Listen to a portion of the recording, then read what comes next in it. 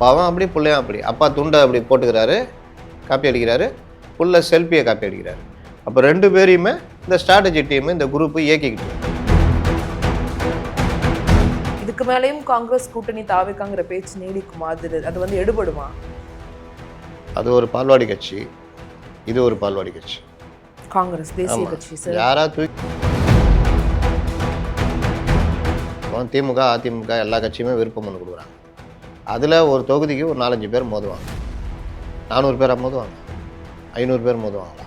இது புஷி ஆனந்த்ன்ற நபர் எல்லாத்துலேயுமே இந்த பைத்தியகாரத்தனத்தை பண்ணுறது. அவங்க இப்போ இருக்கிற ஜென்ரேஷனுக்கு ஏற்ற மாதிரி அவங்களும் மாறுறாங்கங்கிற ஒரு அரட்டோசர் போட்டு விஜய் வருவார், உதயநிதி வருவாரா?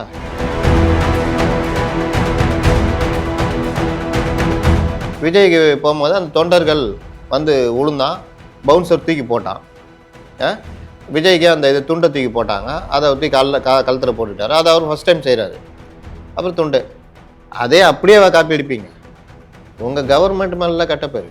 ஒரு எக்ஸாமு நடத்ததை கூட நடத்த வக்கில்லாத ஒரு அதிகாரி வச்சிருக்கமேன்றதை பற்றி கூட கவலைப்படல. முதல்வர் நம்மளை பார்ப்பார், கவனிப்பார், கேள்வி கேட்பார், பயமே இல்லையா? உனக்கு தான் பேச்சு வராதுல்ல, பேச வராது. 10 நிமிஷம் பேசினா அதை எழுதி கொடுக்கணும். அதுலேயும் எங்கேயா போய் எழுதி சினிமாக்காரன்ட்ட எழுதி வாங்கிட்டு பிளாஸ்ட்டு அது இதுன்னு கண்டதை பேசணும். பை தி பீப்பிள் நேயர்களுக்கு வணக்கம். நான் பவித்ரா சேவியர். இன்றைய நேர்காணலில் நம்மளுடன் இணைந்திருக்கிறார் மூத்த பத்திரிகையாளர் முத்தலீஃப் அவர்கள். வணக்கம் சார். வணக்கம் சார். ஒரு டிஎன்பிஎஸ்சி தேர்வை கூட ஒரு அரசால் நடத்த முடியலையா அப்படின்னு பல்வேறு தரப்பினரும் கண்டனங்களை தெரிவிச்சுட்டே இருக்காங்க. எதிர்க்கட்சி தலைவர் எடப்பாடி பழனிசாமியிலிருந்து எல்லாருமே கேட்க ஆரம்பிச்சிட்டாங்க.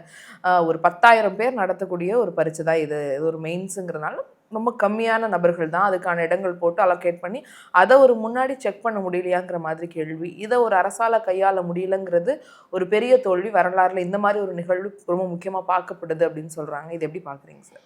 இப்போ கவர்மெண்ட்டு வந்து முதலமைச்சர் மேலே பயமே இல்லை, யாருக்குமே பயம் இல்லை. அதிகாரிகள் ஆளுகின்ற அரசாக தான் அது இருக்குது. அதிகாரிகள் முட்டு சந்து கூட்டு போகிறதுல கில்லாடிங்க. ஏன்னா அப்படி கூட்டு போய் விட்டுட்டு வரட்டா அப்படின்ட்டு அடுத்த கவர்மெண்ட்டு போயிடுவாங்க. அவங்களுக்கு 60 வருஷம் சர்வீஸ் இருக்குது. ஆனால் அந்த அதிகாரிகளை நம்புகிறவங்க இருக்காங்க பார்த்தீங்களா, அவங்க கதை அதோ கதை தான். அந்த மாதிரி நான் பலரை பார்த்துருக்கேன். அப்போது அதிகாரிகளை நம்பி ஆட்சியை ஒப்படைக்கின்றது பெரிய பைத்தியகாரத்தனம் அப்படின்றது இவங்களுக்கு புரியத்துக்குள்ளே 5 வருஷம் முடிய போகுது. ஏன் சொல்கிறேன்னா, முதல் முறை ஆட்சிக்கு வருபவர்கள், அதாவது ஜெயலலிதா வந்தாங்க முதல் முறை, கலைஞர், இந்த மாதிரி ஒவ்வொருத்தரும் முதல் முறை வரும்பொழுது அதிகாரிகள்கிட்ட மாட்டிக்குவாங்க. அவங்க எது சொன்னாலும் சார் இது சார் அப்படி சார் சூப்பர், உண்மையை சொல்லவும் மாட்டாங்க. இவங்களும் எல்லாமே இவங்களை சுற்றி ஒரு 10 பேர் இருக்கிறது, அந்த இதை பார்த்துட்டு நல்லா இருக்குன்ட்டு போயிட்டு நல்லா தானே இருக்குது அப்படின்ட்டு போயிட்டே இருப்பாங்க. இதோடைய விளைவு என்னென்னா, லாஸ்ட்டில் தேர்தல் தோல்வி, படுதோல்வி இதெல்லாம் கிடைக்கும் போது தப்பு பண்ணிட்டோமேனு புத்தி வரும். அடுத்த 5 வருஷம் தான் அவங்க தெளிவாவாங்க. இது எல்லாரையும் நான் பார்த்துருக்கேன்.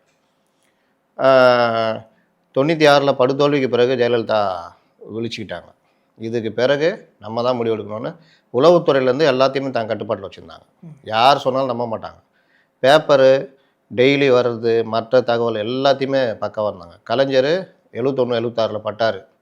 அதுக்கப்புறம் வனவாசம், அதுக்கு பிறகு வந்தபோது உஷாராயிட்டார். எம்ஜிஆர் இதே மாதிரி பண்ணாங்க. அவர் என்ன பண்ணார், ஜெயலலிதாவை அந்த டைமில் அன்அஃபிஷியலாக ஃபைல் பார்க்குறது இந்த மாதிரி விஷயங்கள்லாம் பயன்படுத்தினார். 80 தோல்விக்கு பிறகு அவர் உஷாராயிட்டார். இந்த மாதிரி ஒவ்வொருத்தருமே முதல் தடவை வரும்பொழுது அதிகாரிகள் போட்டு வழி நடத்துவாங்க தப்பாக. இந்த ஆட்சியில் அந்த மாதிரி பல உதாரணம் சொல்ல முடியும். டிஜிபி நியமனம் இப்போ வரைக்கும் HOPF நியமிக்கலை. இது என்ன ஸ்டாலினுடைய விருப்பமா, முதல்வருடைய விருப்பமா? கிடையாது. அதிகாரிகளுக்கு பிடிக்கல. ஏன்னா அவங்களுக்குள்ளே அதிகாரிகள், அவங்களுக்குள்ளே இவங்க 3 பேரில் யாராவது ஒருத்தர் வரணுன்றது பிடிக்கல. 3 பேரையுமே பிடிக்கலன்னா அப்போ என்ன கணக்கு? யாராவது ஒருத்தரே போட்டு தானே ஆகணும். யாரையும் போட மாட்டோம். உச்சநீதிமன்றம் கண்டெம்ட் வந்தாலும் நான் கவலைப்பட மாட்டோம். எல்லாம் நம்ம பார்த்துக்கலாம் சார். ஏன் பார்த்துக்கணும்னு கேட்க மாட்டேங்கிறாரு. எதுக்கு பார்த்துக்கணும்? ஆட்சி முடிய போகுது. அடுத்து எப்படி நடக்குமோ தெரியாது. ஒரு டிஜிபி எப்படியும் தேர்தல் வந்தால் மாற்ற தான் போகிறாங்க. தேர்தல் டிஜிபி போட போகிறாங்க. அப்புறம் என்ன நமக்கு பிரச்சனைன்றது கூட கேட்க மாட்டேங்கிறாரு. 2 மெட்ரோ ப்ராஜெக்ட் கை விட்டு போச்சு. அதுக்கு என்ன காரணன்றது ஊருக்கே தெரியும். ஏன் முதல்வருக்கு மட்டும் தெரிய மாட்டேங்குது? அதிகாரிகள் ஏமாத்துறது. சார் வஞ்சிச்சிட்டாங்கன்னு. அப்போ மத்திய அரசு வஞ்சித்து விட்டது அப்படின்னு அறிக்கை விடுறாரு. ப்ராஜெக்ட் ரிப்போர்ட்டை சரியாக அனுப்பலன்றது இவருக்கு புரியறதுக்குள்ளே ஆட்சி முடிஞ்சிடும். இந்த மாதிரி ஒவ்வொரு விஷயத்துலையுமே நீங்கள் பாருங்கள், இவரை சுற்றி ஸ்ட்ராட்டஜி டீம் இருக்குது. அது என்ன சொல்லுதோ அதை மட்டும் கேட்குறாரு. வாக்கிங் போகிறீங்களா, ஒரு பைக் மேலே உட்காந்து முறுக்குங்க. அந்த பைக் இந்தியாவிலே இருக்கக்கூடாது. நீங்கள் முறுக்குனீங்கன்னா அது என்ன அவன் முறுக்குனான்னு கேட்கணும்ல. முறுக்குனா என்னையா, நான் பைக் மேலே உட்காந்தா என்ன, அது கேட்குறது இல்லை. சொன்னதை செய்கிறது. அந்த டீம் என்ன சொல்லுதோ செய்யுது. ரேம்ப் வாக்கு இப்போ துண்டு கூட எடுத்து ஸ்டைலாக போட்ட முதலமைச்சர்னு போட்டுருலாம். எல்லாம் போடுவான். நாளைக்கு படுதோல்வி அடைஞ்ச முதலமைச்சர்னு அவனே போடுவான். மக்களுக்கு தேவையா? நீ துண்டு எடுத்து ஸ்டைலாக போட்டது தேவையா? பேசு பொருளாச்சா? டிஎன்பிசி பேச்சு பொருளாச்சா? ஆட்சியுடைய இயலாமையை பற்றி பேசுகிறாங்களா, முதல்ல ஒரு ஸ்டைலாக போட்டார்னு பேசுகிறாங்களா? அது அவருக்கு தெரியணும். இவனுங்க துட்டு வாங்கிட்டு ஊரில் இருக்கிற எல்லா ஸ்ட்ராட்டஜின்னு அப்படியே அவனாவது ஸ்ட்ராட்டஜின்னு அறிவாலயம் பக்கம் போனால் டப்புன்னு துண்டை போட்டு இழுத்துறது, ஒரு அக்ரிமெண்ட் போட்டுக்கிறது. அவன் என்ன பண்ணுவான்? அவனுக்கு என்ன அறிவு இருக்குது? ஸ்ட்ராட்டஜிஸ்ட்னால் முதல்ல நம்ம ஒருத்தட்ட வேலை வாங்குகிறோம். கேமராமேன் இருக்கார், இவர் நான் அவ்வளோ பெரிய ஆள் சார், இவ்வளோ பெரிய ஆள் சார்னால் ரிசல்ட்டில் தெரியணும். அவர் நம்மள்ட்ட சொல்லிகிட்டே இருக்கார், ரிசல்ட்டு பார்த்தா ஒன்றுமே இல்லை. என்ன பண்ணுவாங்க? நீ கிளம்புறாசான்னு சொல்லிடணும். உன் பில்டப்லாம் வேற எங்கேயா போய் வச்சுக்கோ, எனக்கு தேவை ரிசல்ட்டுன்னு. அதுதான் ஒரு நிர்வாகிக்கு அழகு. ஆனால் இங்கே வந்து ஸ்ட்ராட்டஜிஸ்ட்டு அப்படி இப்படி என்ன பண்ணுறீங்க? புதுசாக எதாவது பண்ணீங்களா? ஜக்மோகன் போட்ட காக்கி பேண்ட்டு வெள்ளை சட்டையை விஜய் போட்டார். ஜக்மோகன் போன ரேம்ப் பார்க்க விஜய் போனார். விஜய்க்கு போகும்போது அந்த தொண்டர்கள் வந்து உளுந்தான், பவுன்சர் தூக்கி போட்டான். விஜய்க்கு அந்த இது துண்டை தூக்கி போட்டாங்க, அதை தூக்கி கழுத்தில் போட்டுட்டார். அதை அவர் ஃபஸ்ட் டைம் செய்கிறாரு. அப்புறம் துண்டு அதே அப்படியே காப்பி எடுப்பீங்க.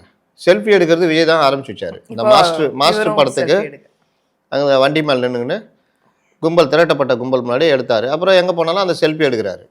அது ஒரு பழக்கமாக அவர் வச்சிருக்காரு. அதெல்லாம் காப்பி அடிக்கிறாங்க. கான்ஃபிடென்ட்டாக இருங்க, ஜெயிச்சிருவோன்றதையும் ஒரு காப்பி அடிக்கிறாரு. அப்போ இது கூட தெரியல, அதை அப்படியே நம்ம பண்ணணும், அதை சொல்லி தரதுக்கு ஒரு ஸ்ட்ராட்டஜி டீமா? அவங்க இப்போ இருக்கிற ஜென்ரேஷனுக்கு ஏற்ற மாதிரி அவங்களும் மாறுறாங்கங்கிற ஒரு அரட்டோசர் போட்டு விஜய் வருவார், உதயநிதி வருவாரா? என்ன ஜென்ரேஷனு? அதே சோறு தானே சாப்பிட்றோம், அதே விலைவாசி தானே, அதே ரேஷன் கடை தானே இருக்குது, அதே அதிகாரிகள், அதே பிரச்சனை தானே இருக்குது, அதே பள்ளத்தில் இருக்க ரோடு தானே இருக்குது. இப்போ இருக்கிற ஜென்ரேஷனாக போய் பாருங்கள், வேறு எங்கேயாவது சிங்கப்பூர், மலேசியா எங்கேயா போய் ரோடு எப்படி இருக்குதுன்னு பாருங்கள், அந்த ரோடை போடுங்க. இப்போ இருக்கிற ஜென்ரேஷனுக்கு ஏற்ற மாதிரி பண்ணுங்கள். ஏஐ கொண்டு வாங்க, நவீன இது கொண்டு வாங்க. இப்போ இருக்கிற இளைஞர்களை எப்படி பயன்படுத்த முடியும்னு பாருங்கள். அதை விட்டுட்டு வேஷம் கட்டிக்கிட்டு இருக்கிறீங்க. எப்போ பார்த்தாலும் வேஷம்மா. இவங்களுக்கும் நாலேஜ் இல்லை, அந்த ஸ்ட்ராட்டஜி டீமுக்கு நாலேஜ் இல்லைன்னு தெரியுதா? இது மாதிரி ஒரு விளைவு தான் இந்த டிஎன்பிசி. இது எதை எடுத்தாலும் அதிகாரிகள் இஷ்டம் தான். அதிகாரி இன்னைக்கு அன்புமணி ராமதாஸ் அறிக்கை விட்டுருக்காரு பாருங்க. மின் வாரியத்துலேருந்து பொதுத்துறை நிறுவனங்கள்லேருந்து அவ்வளோ நஷ்டத்தில் கொண்டு போய் விட்ட கவர்மெண்ட்னு. இங்கெல்லாம் அவங்க கோபத்தை காமிக்கணும். ஆனால் இதை விட்டுட்டு இந்த மாதிரி விஷயங்களை கவனம் செலுத்தினா அவங்களுக்கும் அதான் ஜாலி. சார் இறங்குறீங்க சார், கேட்க வரீங்க சார், சார் அப்படி வரீங்க சார், இப்படி வரீங்க சார் அப்படின்னா ஜாலியாக இருக்குது இவருக்கு. ஆனால் இவர் ஒரு பக்கம் படம் காமிச்சிட்டு அங்கே ஒன்றும் இல்லாமல் போய்கிட்டு இருக்குன்றதை பற்றி அவர் கவலையே இல்லை அவருக்கு. இப்போ தேர்தல் நெருங்குது, மக்கள் கவனிப்பாங்க, இதெல்லாம் பிரச்சனையாகும், தேர்தல் அதை பற்றி தெரிஞ்சாதானுங்க எல்லாமே நல்லா இருக்குன்னு சொல்லிட்டு இருக்கிறாங்க. ஜெயலலிதா 2096 அவங்க என்ன நடக்குதுன்னு அவங்களுக்கு தெரியல. வளர்ப்பு மகன் திருமணம் நடத்துகிறாங்க, ஒரு பக்கம் கடுமையாக மக்கள் எதிர்ப்பாக பார்க்குறாங்க. ரோட்டில் போகும்போது செக் போஸ்ட் மாதிரி போட்டு வச்சுட்டு மக்களை நிறுத்துகிறாங்க. காலையில் 9 மணி ஸ்கூல் போகிறவன் இவங்க போகிறதுக்காக நிற்கிறாங்க. இது எல்லாம் பார்க்கும்போது ஜனங்க வெறுப்பு இருக்குது. ஆனால் சுற்றி நிற்கிற கூட்டம் என்ன பண்ணுது? இதை விட சிறப்பான ஆட்சி எதுவுமே இல்லை, அப்படிப்பட்ட இதுன்னு. லாஸ்ட்டில் நான் யதார்த்தம் என்ன, ஒரு அமைச்சர் ஒரு எம்எல்ஏ தொகுதிக்குள்ளே நுழைய முடியல, விரட்டி அடிக்கப்பட்டார்கள். அது மாதிரி தான் இன்னைக்கு இவர் எனக்கு என்னன்னு அந்த எதை பற்றியும் கவலைப்படாமல் போய்கிட்டு இருக்காரு. யூபிஎஸ்சி வருஷத்துக்கு 10 லட்சம் பேருக்கு மேலே எழுதுறான் இந்தியா முழுதும். தமிழ்நாட்டில் ப்ரிலிம்ஸே 1 லட்சம் பேர் எழுதுவான், மெயின்ஸ் எப்படியும் ஒரு 5000 8,000 பேருக்கு மேலே எழுதுவான். என்னையாவது ஏதாவது குளறுபடி வந்துக்குதா? இந்தியா முழுவதும் நடத்துகிறாங்க. டிஎன்பிஎஸ்சி எடுத்துங்க, இதுக்கு முன்னே ஏதாவது குளறுபடி வந்துக்குதா? இந்த மாதிரி ஒரு கேவலமான ஒரு விஷயம் எங்கேயா நடக்குமா? எக்ஸாம் எழுத உக்காந்தா பிறகு கொஞ்சம் பேருக்கு வால் டிக்கெட் இல்லை அப்படின்றது, இதெல்லாம் என்னங்க, என்ன நிர்வாகம்? இன்றைக்கி அந்த அதிகாரியை மாற்றிட்டு வேற ஒரு அதிகாரி போடுறாங்க. கோயம்புத்தூரில் எக்ஸாமில் எழுதி முடிச்சதுக்கப்புறம் இந்த ரத்துங்கிற விஷயம் போய் சேர்ந்துருக்கு. அவங்கெல்லாம் நல்லா எழுதியிருக்கேங்கிறத சொல்கிறாங்க. என்னங்க எவ்வளோ பெரிய கொடுமைங்க. எத்தனை மாதம் படித்து அவன் வாழ்க்கைங்க. நீ 1 லட்சம் பேருக்குன்னு சொன்னீங்க, மொத்தமே இது வரைக்கும் ஒரு 35,000 பேருக்கு டிஎன்பிஎஸ்சி மூலிமா எழுதி வேலை கொடுத்துருப்பீங்க. இதுலையும் டிஎன்பிஎஸ்சி மீறி சில இடங்களில் வேலைகள் டிஎன்பிஎஸ்சிக்குள்ளேயே வராமல் உங்கள் அமைச்சர் தானே அதுக்குள்ளே எல்லாத்தையும் கொண்டு வந்தார். அப்போ அதே மீறி இந்த மாதிரி முறைகேடு நடக்குதுன்னா அதுக்குள்ளே கொண்டு வந்தார் எல்லாத்தையுமே பிடிஆர். அவர் போனோன்னே டிஎன்பிசியில் இல்லாமே வேலைக்கு ஆள் எடுக்கிறது இந்த மாதிரி இதுங்களும் அங்கங்கே நடக்க ஆரம்பிக்குது. டிஎன்பிசியாவது ஒழுங்காக எடுக்குதான்னு பார்த்தா அதுலேயும் இல்லை. இந்த மாதிரி பண்ணால் அந்த அந்த ஒவ்வொரு குடும்பமும் இப்போ எப்படி ஆகும், கடுப்பாகும். இது ஏதாவது முதல்வருக்கு தெரியுமா? என்ன பண்ணீங்கன்னு கேட்பாரு. ஐயா சரியில்லை, அவரை மாற்றிட்டோம். மாற்றிட்டிங்கன்னா அது எத்தனை பேர் அதை ஏற்றுக்குவான்? உங்கள் கவர்மெண்ட் மேலே கெட்ட பேர். ஒரு எக்ஸாமு நடத்ததை கூட நடத்த வக்கில்லாத ஒரு அதிகாரி வச்சிருக்கமேன்றதை பற்றி கூட கவலைப்படல. முதல்வர் நம்மளை பார்ப்பார், கவனிப்பார், கேள்வி கேட்பார், பயமே இல்லையா? இப்போ அவர் வேறு துறைக்கு போயிட்டாலும் அங்கே போய் அவர் வேலையை பார்த்துட்டு இருப்பார். புதுசாக ஒரு அம்மா போட்டிருக்காங்க, அவ்வளோதானே. ஆனால் அந்த இவர்கள் படித்து வந்தவங்களுக்கு உடனே எக்ஸாம் மறுபடியும் நடத்த முடியாது. ஃபஸ்ட்லேருந்து ஆரம்பிக்கணும். எல்லா ப்ராசஸையும் கொஷின் பேப்பர் ரெடி பண்ணுறதுலேருந்து எல்லாத்தையுமே முதல்லேருந்து ஆரம்பிக்கணும். தேர்தல் அறிவிச்சிடுவாங்க, அரசு வேலைகள் நின்றோம். அப்போ இவங்க கனவு எப்போ நடக்கும்? வயசு 32 வயசுக்குள்ளே கவர்மெண்ட் ஜாப்புன்னு. இதில் ஒருத்தன் 31 வயசில் இருக்கிறவன் இந்த மெயின்ஸு இந்த எக்ஸாம்லாம் தள்ளி போய் அடுத்த ஆட்சி வந்து நடத்தி அவனுக்கு 33 வயசு ஆயிடுச்சுன்னா யார் பொறுப்பேற்றுக்கிறது? இவங்கெல்லாம் ரொம்ப எவ்வளோ எளிதாக கடந்து போகிறாங்க பாருங்கள். ஒருத்தரோட வாழ்க்கை அது. இது என்ன காரணம்னா முதல்வர் மேலே பயம் இல்லை. முதல்வர் மேலேயும் பயம் இல்லை. அவர் எது சொன்னாலும் கேட்டுக்கிறாரு. கவுன்சிலர்கள் மாநகராட்சி கூட்டத்தில் மாதத்துக்கு ஒரு தடவை நடக்கும். அதுக்கு வந்தால் படி சாப்பாடு எல்லாம் உண்டு. மாதத்துக்கு ஒரு தடவை நடக்கிறதுல தான் அந்த அவங்க வார்டு சம்மந்தமாக பிரச்சனை, மாநகராட்சி பிரச்சனைனா பேசணும். அதுக்கே வரமாட்டாங்க. 200 பேரில் 80 பேர் வருவாங்க. அதில் எதிர்கட்சியெல்லாம் கழிச்சிட்டு பார்த்தீங்கன்னா 50 பேர் 60 பேர் ஆளுங்கட்சி. இது பத்திரிகையில் பல தடவை வந்துச்சு, டிவியில் காமிச்சிட்டாங்க. ஆனால் அடுத்த மாதமாக தான் நடக்குது. மேயர் கேட்டாங்க, அடுத்த மாதம் சென்னையில் சொல்கிறாங்க. அப்போ இது என்ன எண்ணம்? இவர் பார்க்குறாரா இல்லையா? சரி, இவர் பார்க்கல. துணை முதல்வர்னு ஒரு பதவி இருக்குல்ல, அவர் என்ன பண்ணுறாரு? அவருக்கு இதுதானே வேலை. அப்பா வந்து இந்த மாதிரி போகிறாருன்னா பையன் வந்து உஷாராக இருக்கணுமா வேணாவா? யாரடா ஏமாத்துறீங்க, நான் கதை விட்றீங்க? எல்லா கவுன்சிலரையும் வர சொல்லு. வார்டு கவுன்சிலர் ஆகிறது மட்டும் எவ்வளோ துடிச்சேன். வார்டு கவுன்சிலர் தான் கட்சியை கொண்டு போய் சேர்க்குறவங்க மக்கள்கிட்ட. உங்களால் மாதத்தில் ஒரு நாள் கூட வார்டு கூட்டத்தில் அட்டன் பண்ண முடியலன்னா நீங்களாம் எதுக்கு இருக்கிறீங்க? உங்களை எதுக்கு நாங்கள் தேர்ந்தெடுக்கணும்? உங்களை எதுக்கு நான் கட்சியில் வச்சுருக்கணும்? வேறு யாருக்கா அந்த வாய்ப்பை கொடுத்துருக்குமே. உங்களுக்கு எங்ககிட்ட பயம் இருக்கா? கட்சி மேலிடம் கவனிக்கணும் பயம் இருக்கா? இப்படி கேட்கணுமா வேணாவா? எதாவது நடக்குதா? அப்பாவும் அப்படி பிள்ளையும் அப்படி. அப்பா துண்டை அப்படி போட்டுக்கிறாரு, காப்பி அடிக்கிறாரு, புள்ள செல்ஃபியை காப்பி அடிக்கிறாரு. அப்போ 2 பேரையுமே இந்த ஸ்ட்ராட்டஜி டீம் இந்த குரூப்பு இயக்கிக்கிட்டு இருக்குது, ஷூட்டிங் நடத்திக்கிட்டு இருக்கிறாங்க. இவ்வளோ நாளாக இப்படியா பண்ணீங்க? இப்போ கூட்டணி விஷயங்களை பற்றி பார்க்கும்பொழுது அவங்க ரொம்ப ஸ்ட்ராங்காக இருக்காங்க அப்படிங்கிற ஒரு விஷயம் முன்னாடி இருந்து பேசப்பட்டுச்சு. ஆனால் இப்போ வலுவிழந்துட்டே வருது. இன்னமும் வந்து காங்கிரஸ் வந்து ஒரு இழுபடியில் இருக்காங்க. காங்கிரஸ் கேட்டால் இதுக்கான குழு திமுக தலைமையில் போடப்படும்னு சொல்கிறாங்க. அவங்க எந்த ஒரு பதிலுமே கொடுக்கறது கிடையாது. இப்போ திரும்பவும் காங்கிரஸ் வந்து விஜய் கூட போகுமாங்கிற பேச்சு இன்னும் முடியலை. அது ஒரு பேச்சாகவே இருந்துக்கிட்டே இருக்குது. ஆனால் தாவேக்கா வந்து விருப்ப மனு பண்ணிட்டு இருக்காங்க. அதுக்கான மனுக்களை வாங்கி அந்த ஒரு வேலை நடந்துகிட்டே இருக்குது. இதுக்கு மேலேயும் காங்கிரஸ் கூட்டணி தாவேக்காங்கிற பேச்சு நீடிக்குமா? அது வந்து எடுபடுமா?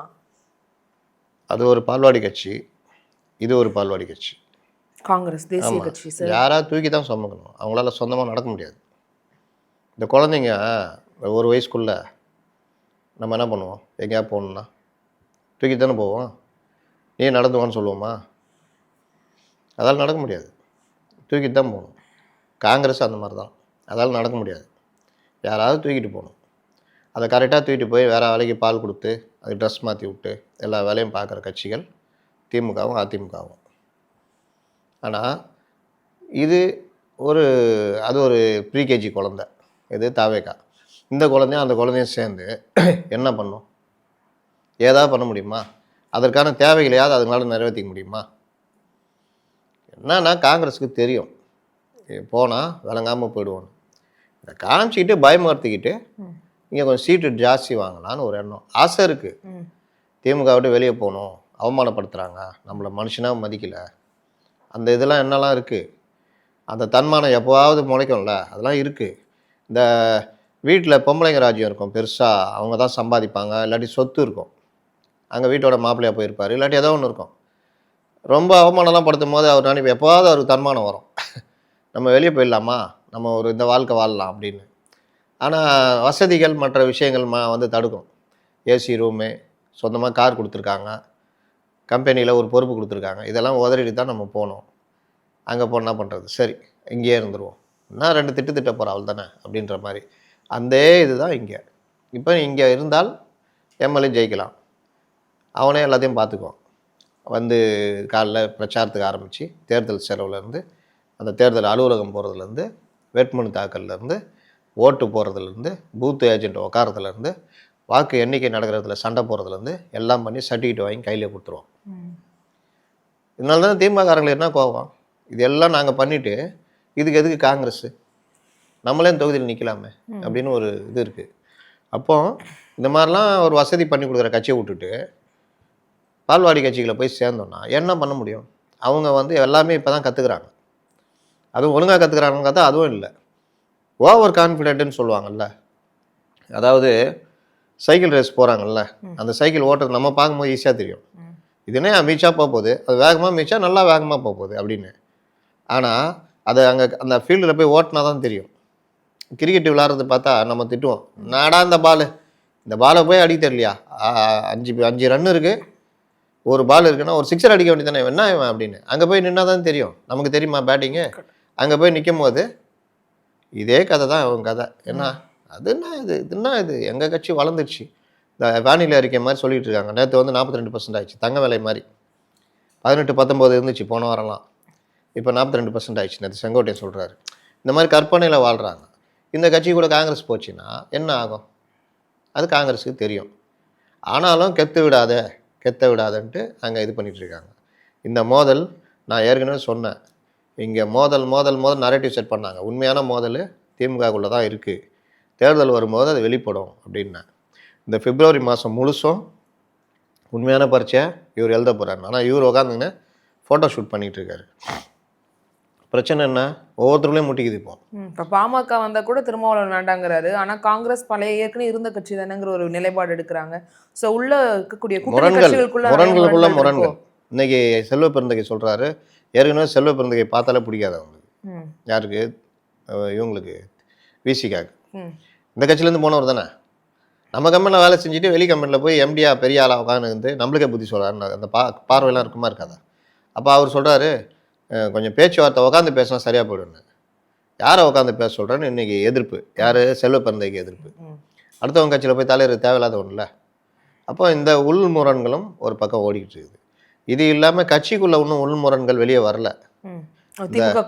ஆமாம், ஆதரவு லகட பாண்டிகள் இருக்காங்கல்ல, அவங்க இப்போதைக்கு அதெல்லாம் பேசவே மாட்டாங்க, அவங்க வேறு ஏதாவது எடுத்து பேசிக்கிட்டு இருப்பாங்க. இன்னொன்று பாருங்கள், திமுக தாவேகாவை அழகாக பயன்படுத்துகிறாங்க. அங்கே உள்ள ஸ்லீப்பர் செல்லுங்க இருக்காங்கல்ல, அவங்கள வச்சு அதிமுகவை மட்டும் திட்ட விட்றாங்க, நாம் தமிழர் கட்சியை திட்ட விட்றாங்க. திமுக பக்கமே திரும்ப மாட்டேங்கிறாங்க. சும்மா போற போக்கில் எதிரினா திமுக தான் சொல்றாரு, தீய சக்தி எதிரினா உங்களுடைய பார்வையும் அங்கே தானே இருக்கணும். பேருக்கு லைட்டா என்ன டிஎன்பிஎஸ்சி நடத்துறீங்க அப்படின்ட்டு முழுசும் இங்கே விமர்சனம். அப்போ சண்டை எப்படியாவது ஏடிஎம்கே வெர்சஸ் தாவேகா, நீ திமுக நீ தான் பெரிய இல்லை, திமுக தான் சண்டை போடணும், அப்புறம் எங்கே சண்டை போட்டுனுங்கிற. அப்போது இங்கே சண்டை போட்டால் இவங்க திருப்பி அடிச்சுக்கிறாங்க. நாம் தமிழர் கட்சி தேனியில் வந்து தைரியம் தான் வர முடியுமான்னா, தேனியில் கூட்டம் போட்டு அவர் வந்து பேசுகிறார், அங்கே போய் கூட்டத்துக்குள்ளே காரை விட்டுக்குன்னு சண்டை. இதெல்லாம் என்ன நடைமுறைன்னு தெரியல. ஒருத்தன் கூட்டம் நடத்துகிறான்னா மறுநாள் அதே இடத்துல கூட்டம் போடு, பேசு, இல்லை கூட்டத்துக்கு வேறு ஏதாவது அறிக்கை மூலியமாக பதில் விடு. கூட்டத்தில் போய் குழப்பம் உழைச்சிட்டு விசில் அடிச்சுக்கிட்டு, இந்த விசில் கொடுத்தாங்களே அது எவ்வளோ பெரிய பிரச்சனைன்னு நீங்கள் பாருங்கள். போக போக தேர்தலில் பிரச்சாரத்தெல்லாம் பயங்கரமாக தெரியும். ஒருத்தர் பிரச்சாரம் பண்ணிகிட்டு இருப்பார், இந்த கும்பல் போய் விசில் அடிச்சுட்டே போகும், அதில் சண்டை வரும், போலீஸுக்கு பெரிய பிரச்சனை வரும். இப்போ மைதானத்தில், கிரிக்கெட் மைதானத்தில் கூட விசில் தடை பண்ணியிருக்காங்க. அந்த மாதிரி வேற ஏதாவது ரீசனால தடை பண்ணுவாங்களா சார்? இந்த மாதிரி பிரச்சனை வந்துச்சுன்னா கொடுத்துட்டாங்க, என்ன ஆகும் தெரியல. என்னன்னா இனிமேல் வேணால் முடிவு பண்ணப்போ சேவல் பொறாச்சின்னம் கொடுத்தாங்க.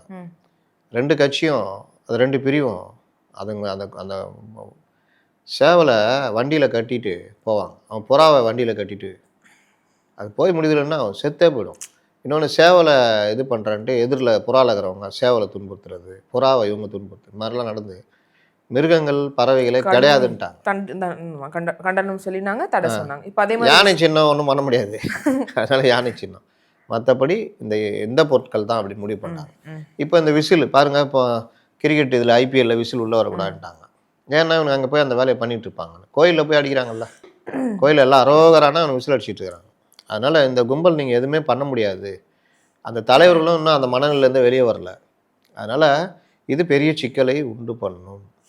இப்போ விஜய் அவர்கள் வந்து விருப்ப மனு கொடுத்திருந்தாங்க. 10,000 நபர்கள் மேல வாங்குறாங்க. 1 மணி நேரத்துல அவ்வளோ பேர் விற்கப்படுது. அவங்க வந்து கட்சி வேலைகள்ல மும்முரமா ஈடுபட்டுட்டாங்க. அவங்க ஒரு முக்கியமான சக்தியா தான் பார்க்கப்படுறாங்க. ஒரு 3ஆம் இடத்துக்கு கூட வரமாட்டாங்களா அப்படின்னு அவங்களோட ஆதரவாளர்கள் சொல்றத நம்ம பார்க்க முடியுது. இப்போ அவங்க வந்து கட்சி வேலைகளை தொடர்ந்து பண்ணிடுவாங்களா? அவங்க இந்த மாதிரி ஆரம்பிக்கிறத ஒரு நல்ல ஒரு குறிக்கோளா பார்க்குறீங்களா? விருப்பம் மனுனா நாங்கள் நிக்கணுங்கிறதுக்காக விருப்பம் கேட்டு வாங்கக்கூடிய மனு. யார் எம்எல்ஏவா நிக்கணும் அப்படின்னு. எம்எல்ஏ இப்போ யார் எம்எல்ஏ போட்டியிடுறதுக்காக. ஒரு தொகுதியில் எம்எல்ஏவா யார் நிற்பா? அந்த கட்சியில இருக்கக்கூடிய நபர்கள் நிப்பாங்க. நான் மாவட்ட தகுதி செயலாளர்கள். தகுதி கேட்குறேன். பொருளாதாரம், ஆ. தகுதி இந்த மாதிரி இருக்குல்ல, யார் நிற்பா? யார் விருப்ப மனு கொடுப்பா? தங்களால அந்த சக்தியை பண்ண முடியும்னு நினைக்கிறேன். பணபலம் உள்ளவங்க, பவர் இருக்கவங்க. அப்புறம் மாவட்ட செயலாளர்கள், ம். கட்சியால் இவர் தான் இன்னைக்கு இந்த இதில் அப்படின்னு இருக்கவங்க, ஒன்றிய செயலாளர்கள், கொஞ்சம் கட்சி பதவியில் மேலே இருக்கிறவன், ப்ளஸ்ஸு பணப்பலம் முடியும்னு நினைக்கிற ஆளுங்க, இப்படி தான் நீ கொடுப்பாங்க. இந்த தொகுதி டி நகர் தொகுதி இங்கே இருக்கிற எல்லா தாவேக தொண்டர்களும் போய் வாங்கி கொடுப்பானா? நடைமுறையில் நடக்குமா? இப்போ திமுக அதிமுக எல்லா கட்சியுமே விருப்பம் மனு கொடுக்குறாங்க. அதில் ஒரு தொகுதிக்கு ஒரு 4-5 பேர் மோதுவாங்க. 400 பேராக மோதுவாங்க? 500 பேர் மோதுவாங்களா? இந்த பைத்தியக்காரத்தனம் இருக்குல்ல, இது திரும்ப திரும்ப நான் தான் சொல்லிட்டு இருக்கிறேன். இது புஷி ஆனந்த்ன்ற நபர் எல்லாத்துலேயுமே இந்த பைத்தியக்காரத்தனத்தை பண்ணுறது. இவங்களுடைய நோக்கம் என்னென்னா, இப்போ நீங்கள் சொன்னீங்களே சொல்கிறீங்க 10,000 பேர் வாங்கிட்டாங்க சார். என்ன 10,000 பேர்? ஒரு தொகுதிக்கு 4-5 பேர் வாங்குவாங்க. 234 தொகுதினா ஒரு 1000 பேர் வாங்குவாங்க. அந்த மாதிரி கண்டபடி சுண்டல் வைக்கிற மாதிரி சினிமா டிக்கெட் கொடுக்குற மாதிரி பண்ணக்கூடாதுன்றதுக்காக தான் விருப்ப மனுக்கு ஒரு பெரிய தொகையை நிர்ணயிப்பாங்க. 10,000லேருந்து 50,000 வரைக்கும். அப்போ கண்டவனும் போய் வாங்குவானா? யார் போட்டி போடணும்னு நினைப்பானோ அவன் தான் போய் வாங்குவான். அப்போது ஒரு குறைந்த எண்ணிக்கையில் ஒரு 2,000 பேர் திமுக அதிமுக அவ்வளோதான். இங்கே என்ன பண்ணுறதுன்னா வழக்கம் போல் கும்பல் காமிக்கணும்ல. இது பைத்தியகாரத்தனமான சிந்தனை. இதை நான் திரும்ப திரும்ப சொல்லிகிட்டு இருக்கிறேன். ஒரு பிரச்சார பொதுக்கூட்டம் நேராக போகிறீங்க, பேசுகிறீங்க, இன்னொரு கூட்டத்துக்கு போகிறீங்க, பேசுகிறீங்க, இதுதான் நடக்கணும். உனக்கு தான் பேச்சு வராதுல்ல, பேச வராது. 10 நிமிஷம் பேசுனா அதுவும் எழுதி கொடுக்கணும். அதுலேயும் எங்கேயா போய் எழுதி சினிமாக்காரன்ட்ட எழுதி வாங்கிட்டு வந்துட்டு பிளாஸ்ட்டு அது இதுன்னு கண்டதை பேசுறது. அப்போ இதை ஈடுகட்டுறது என்ன பண்ணுறது? Road show. ஏர்போர்ட்லேருந்து ஜனங்களை கூட்டிகிட்டு அப்படியே வர்றது. 3 மணி கூட்டத்துக்கு 8 மணிலேருந்து அப்படியே வர்றது. இல்லாட்டி மொல்லமாக 12 மணின்னு போட்டுட்டு 7 மணிக்கு வந்து சேருது. அப்போ என்ன ஆகும்? எல்லா கும்பலும் வரும். எல்லா மாவட்டத்துலேருந்து வர சொல்லிடுறது. பார்க்குறதுனா சொல்லுவாங்க, இவன் டிவிக்காரனுக்கு வேறு என்ன வேலை? அவனுக்கு டிஆர்பி எவ்வளோ பேர் பார்க்குறாங்களோ என்ன வேணால் பண்ணுவான். அப்போது நாளைக்கு ஒரு நடிகை சும்மா ஒரு நடிகை சுயேட்சையாக போட்டி போடுறாங்க, இதே மாதிரி கும்பலை கூட்டு வராங்கன்னா அதையும் தான் கவர் பண்ணுவான். ஏன்னா அவனை பொறுத்த வரைக்கும் டிஆர்பி பார்க்குறாங்கப்பா, அப்போ போடு இதே போடு, எல்லாம் அதே நோக்கி ஓடுவான். என்னமோ விஜய் பேச்சாற்றல் மிக்கவர், சொல்லின் செல்வர், தத்துவ வித்தகர், அவர் அப்படியே பொழிகிறாரு. அவர் பேசும்போது இந்த அரசியல், சமகால அரசியல், நிகழ்கால அரசியல், பழைய அரசியல்லாம் பேசி அப்படியே இது பண்ணுறாரு. இதை எடுத்து போட்டால் ஜனங்களுக்கு இது அப்படியா? இதெல்லாம் கிடையாது. டிஆர்பி பார்க்குறான், அது அவங்களே பெருமை பேத்திக்கிறாங்களே. 10,000 பேர் பார்க்குறாங்க, ஸ்டாலின் வந்தால் 1000 பேர் பார்க்குறாங்கன்னு. பார்க்குறவங்களாம் ஓட்ட போட போகிறான், பார்ப்பான், அவ்வளோதான். அப்போது இந்த மாதிரி கும்பலை கூட்டு வந்துட்டு எங்கே பிரச்சாரம் பண்ணுமோ அங்கே பண்ணுறது கிடையாது. இதுதான் லாஸ்ட்டில் எங்கே போய் முடிஞ்சது? கரூர் ஸ்டாம்பேட்டில் போய் முடிஞ்சது. சேம் இதே தான். கும்பல் வரணும். அப்போ கும்பலுக்கு என்ன பண்ணுறது? கும்பலாக காட்டணும். 100 ரூபா விருப்பம் மனு ஒவ்வொரு மாவட்டத்திலையும் ஆளை கூட்ட சொல்லிடுறாரு. அப்போ அவன் 1000 பேர் 500 பேர்னு கூட்டு வந்துக்கிறான். டிக்கெட் வாங்குற மாதிரி எல்லாம் 100 ரூபாய்க்கு. ஒரு கட்டத்தில் நீங்கள் சொன்னீங்க 10,000 இல்லை 20,000 மேலே போயிடுச்சு. ஒரு கட்டத்தில் துட்டை வாங்கிட்டு ஃபார்மை கொடுக்க முடியல. எங்கே நெரிசலாகி கரூர் பனையூரில் நடந்துருமோன்னு பயந்து போய் நீட்டுறவங்க எல்லாம் ஃபார்மு அவன் 4-5ன்னு வாங்கிட்டு போய்க்கிறான். கிட்டத்தட்ட 20,000 25,000 ஃபார்மு வாங்கிட்டு போகிறவங்களாம் கொடுப்பானா கொண்டு வந்து? எதுக்கு விருப்பம் மனு வாங்கணும்? விருப்பம் மனு கான்செப்ட் என்ன? அப்போ 100 ரூபாய்க்கு சுண்டல் விற்கிற மாதிரி விற்றீங்கன்னா என்ன அர்த்தம்? உங்கள் நோக்கம் என்ன? அந்த இடத்துல மாஸ் காட்டணும். இது ஒரு கட்சியான்னு கேட்குறேன். இது என்ன நடைமுறை? இதில் என்ன பெருமை இருக்குதுன்னு கேட்குறேன். அப்போது இந்த விவகாரத்தெல்லாம் பெருசாக ஆக்கிட்டு இவ்வளோ பேர் வந்தாங்க. அந்த தெரு முழுதுமே அன்றைக்கி முழுசுமே 12 செக்டார் ஜனங்க எங்கேயும் போக முடியல, வர முடியல. ஓட்டு போடுவானா உங்களுக்கு? பொதுமக்களுக்கு தொல்லை கொடுக்குறதுல நம்பர் 1 இவங்க. கவலையே பட இப்போவே எப்படின்னா ஆட்சி கீட்சி வந்துச்சுன்னா இவங்க உண்மையிலே நினச்சி பார்க்க முடியல. எதை பற்றியும் கவலைப்பட மாட்டாங்க. இதை இப்போ ஒருத்தர் இருக்காருல்ல அதே மாதிரி தான். எல்லாம் இந்த புசி முடிவு பண்ணுவார், ஆளுங்களை கூட்டுவார். என்ன வந்தா என்ன, உனக்கு என்ன பிரச்சனை, இப்படி தான் கேட்பாங்க. ஃபஸ்ட் டைம் வேறு ஆட்சிக்கு வராங்க. இவங்களுக்கு எதுவுமே தெரியல, அரசியல் பற்றி எதுவுமே தெரியல. இதுதான் அன்னைக்கு நடந்தது. இப்போ மறுநாள் இதே மாதிரி பஸ்ஸெல்லாம் வண்டி கட்டு வந்துட்டானுங்க. இவங்க அறிவித்தோம் வராதிங்க, ஆன்லைனில் வாங்கி. ஏன்னா மறுநாள்லாம் பெரிய பிரச்சனை ஆகிட்டு இருக்கும், ஜனங்க அடிக்க வந்திருப்பாங்க, அதனால் வராதிங்கன்ட்டாங்க. இப்போ மறுநாளும் வந்து இப்போ ஆன்லைனில் இருக்க 40,000 பேர் வாங்கியிருக்காங்க 234 தொகுதிக்கு. நான் இப்போ சொல்கிறேன், இந்த கட்சிக்கு 100 வேட்பாளர் கிடைக்கிறது கூட கஷ்டம். இவ்வளோ பேர்ல எப்படி சார் அப்படி சொல்றீங்க? 2 கோடி ரூபா வயிற்றில் கேட்குறாங்க. எங்கே இப்போ யார் கொடுப்பா? ஒருத்தருக்கா சார்? ஆமாம், ஒயிட்டில். என்ன பேர்ல பிளாக்லன்னா கூட யாராவது பணக்காரங்க அந்த அப்படி எடுத்து எவனோ ஒருத்தன் வந்து கொடுத்துருவான். ஒயிட்லன்னா நீங்கள் ஒயிட்டில் கணக்கில் காமிக்கணும், 2 கோடி இந்த கட்சி கொடுத்தேன், அதாவது கரெக்டான வரி கட்டின பணம். இது இல்லாமல் வேறு சில விஷயங்கள் இருக்கும். அதுக்கு யார் வருவா? இந்த 100 ரூபா வாங்கி போனானே அவனா? இப்போ ஊழல் கட்சின்னு தான் மற்றவங்களை அவர் வந்து காட்டமாக திட்டுறாரு, சொல்கிறாரு. எனக்கு ஊழல் பண்ண வேண்டிய அவசியமே கிடையாது, நான் வந்து உச்சபட்சத்துலேருந்து வரேன், அதனால எனக்கு ஊழல் பண்ணுங்கிற அவசியம் கிடையாது, நான் மக்கள் நலனுக்காக வரேங்கிறாரு. அப்படி இருக்கிறவர்கிட்ட வந்து இந்த மாதிரி நடிகராக இருக்கும் போதே என்னென்ன பண்ணுறாருன்னு தெரியும், ஊருக்கே தெரியும். வரி ஐப்பில் வருமானத்தை மறைச்சதுனால கண்டுபிடிச்சி 1.5 கோடி ரூபா, அது 5 கோடின்றாங்க, அப்புறம் தீர்ப்பாயத்தில் போய் 1.5 கோடி அந்த மாதிரி ஆச்சு. இப்போது அதுலேயே ஒரு ஒழுங்காக கட்டிட்டு போகலாம், சண்டை போட்டுன்னு இருக்காரா? கமலஹாசன் எவ்வளோ 1000 விமர்சனம் இருந்தாலும் அவர் பேசுகிறது நமக்கு புரியாட்டினாலும் டேக்ஸை ஒழுங்காக கட்டிடுவார். அவர் எதாவது பிரச்சனை வந்ததா? இங்கே பாருங்கள், சினிமா டிக்கெட் விற்கிறீங்கல்ல, first day first show, special show, அதெல்லாம் அதே வேலைக்கு விற்கிறீங்க. அந்த பணம்லாம் எங்கே போகுது? அங்கே இருந்தாலும் முறைகேட ஆரம்பிக்குது. மக்களை ஏமாற்றி, உங்கள் தொண்டர்களை, உங்கள் ரசிகர்களை ஏமாற்றி அவங்க பாக்கெட்டில் அவங்க உழைப்பை தானே சுரண்டுறீங்க. இதுக்கு பேர் என்ன, அது நேர்மையா? இப்போ அவ்வளோ நாள் விட்டுருங்க, 4 நாள் இப்படி இருந்தால் ரைட், ஓகே. ஜனநாயகன் படம் அப்படி இருக்காது, நான் சொல்லிட்டேன். ஜனநாயகன் படம் ஸ்பெஷல் ஷோ கூட அதே வேலைக்கு தான் டிக்கெட்டு, ஆன்லைன்லேயோ எதுலேயோ யாரும் விற்கக்கூடாது அப்படின்னு சொன்னாரா, சொல்லுவாரா? இல்லை புஷி இவர் சொல்கிறத கேட்பாரா? இல்லை மற்றவங்க தான் கேட்பாங்களா? நீ எப்படின்னா சம்பாரிச்சிக்கோ, எனக்கு 280 கோடி ரூபா கொடுத்த, நீ அதை எப்படி வேணால் எடுத்துக்கோ தானே. யார்கிட்ட எடுப்பான் அவன்? அப்பாவி ரசிகர்கள், அப்பாவி பொதுமக்கள்கிட்ட தானே எடுப்பான். இந்த கான்செப்ட் என்னமோ என்னென்னா விஜய் தான் பண்ணாரா? ஆமாம், விஜய் தான் பண்ணாரா? எல்லோரும் தான் பண்ணுறாங்க, எல்லோரும் தான் சொல்கிறோம். எங்களுக்கு அந்த நேர்மை இருக்குது, நாங்கள் டிக்கெட் வாங்குறவங்க சைடில் நிற்கிறோம், நாங்கள் சொல்கிறோம். நீ நிறுத்துன்ற, குறைந்தபட்சம் அரசியல் வந்துட்டு நேர்மை எருமை கருமைன்னு பேசுகிறேன், நீங்கள் நிறுத்துங்க. மற்றவங்க மேலே விமர்சனம் வச்சுட்டு தான் இருக்கிறோம். கேஸு கோர்ட்டில் கேஸே இருக்குது. ஆனாலும் இந்த வேலையை பண்ணிக்கிட்டு ஏமாற்றிக்கிட்டு ரசிகர்களுடைய ஆர்வம் கேட்டால் அவங்க தானே வர்றாங்க, நாங்களா வரோம், அவங்க வரட்டும். நீ அதே வேலைக்கு அதை பயன்படுத்திட்டியா? நீ கூடுதல் வேலை வைக்கிற பிளாக் டிக்கெட்டு தானே அது. அந்த காலத்தில் பிளாக் டிக்கெட் விற்பான். டிக்கெட்டை போய் இது ஒரு இதே பொழப்பாக இருப்பாங்க சில பேர், போய் சண்டை போட்டு 4 டிக்கெட் 5 டிக்கெட் வாங்கிட்டு 5 டிக்கெட்டுக்கும் கூடுதல் விலை வச்சு விற்றுட்டு அந்த காசை எடுத்துகிட்டு போயிட்டே இருப்பான். இந்த படம் ஓடுற வரைக்கும் அவங்க அந்த கும்பல் பண்ணிக்கிட்டு இருக்கோம், என்ன மாமூல் கொடுக்குமா கொடுத்துட்டு அது பண்ணிகிட்டு இருப்பாங்க. தேட்டருக்காரனே இவங்கள்ட்ட கொடுத்து விற்க சொல்கிறதெல்லாம் நடக்கும் பல இடங்களில். இப்போ அதை வேறு மாதிரி டீசெண்டாக விற்கிறாங்க, ஆன்லைன்லேயும் இதுலேயும் தானே. டீசெண்ட்டு பிளாக் டிக்கெட்டு சேல் தானே இது. அப்போ இவர் அதை தடுக்க வேண்டியது தானே, இவருக்கும் தானே அதில் இது இருக்குது.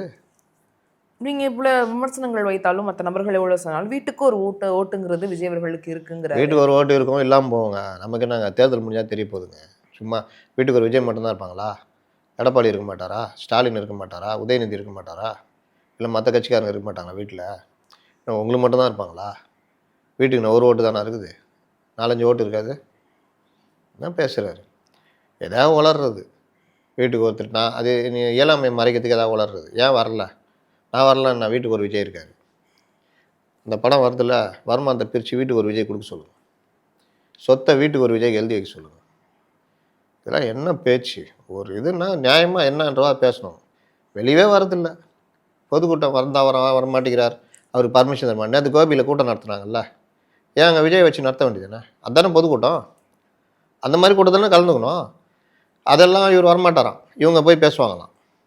இவர் வரணுன்னா மண்டபத்தில் கேட்பாங்களாம், மண்டபக்காரன் தரமாட்டேங்கிறான், சதி, இப்படியே உருட்டுறது.